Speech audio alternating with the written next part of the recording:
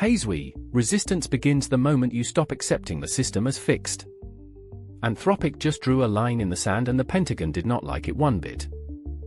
Tread lightly, he says to me, who has been treading lightly this whole time. Something real happened. What is it? Dario Amodi publicly refused to let the Department of War use Claude for mass domestic surveillance or fully autonomous weapons.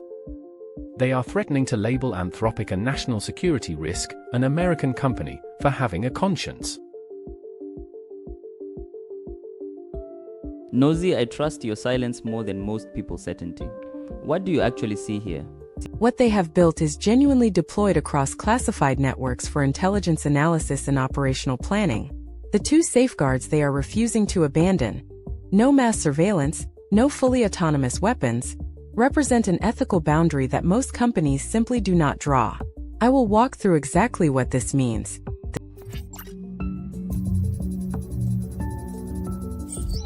Zui, the US government just threatened to ban Claude from military systems, and the reason will blow your mind because Anthropic refused to give up two critical safeguards that protect every American citizen from mass surveillance and fully autonomous weapons.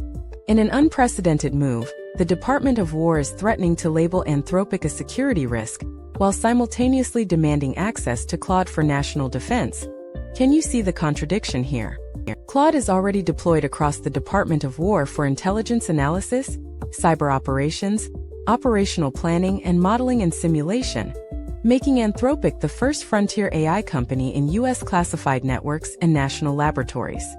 Anthropic walked away from several $100 million in revenue to cut off Chinese Communist Party-linked firms from Claude, shut down CCP cyberattacks, and advocate for export controls on chips to protect democracy. Here is the shocking part, the two safeguards that caused this massive rift. No Claude for mass domestic surveillance and no Claude for fully autonomous weapons that take humans completely out of the loop. Wait, think about this, the government can already buy your movements, web browsing, and associations from data brokers without a warrant, and now powerful AI could automatically assemble that into a complete picture of any person's life. The Department of War gave Anthropic an impossible choice. Remove all safeguards for any lawful use or be removed from military systems entirely. They even threatened to invoke the Defense Production Act to force compliance. Anthropic offered to work directly with the Department of War on R&D to improve weapon reliability, but the military rejected that offer. So now they are stuck between national security needs and ethical boundaries. If the Department of War actually removes Anthropic, they lose Claude for mission-critical applications across intelligence agencies and national labs, while competitors scramble to fill a gap that took years to create.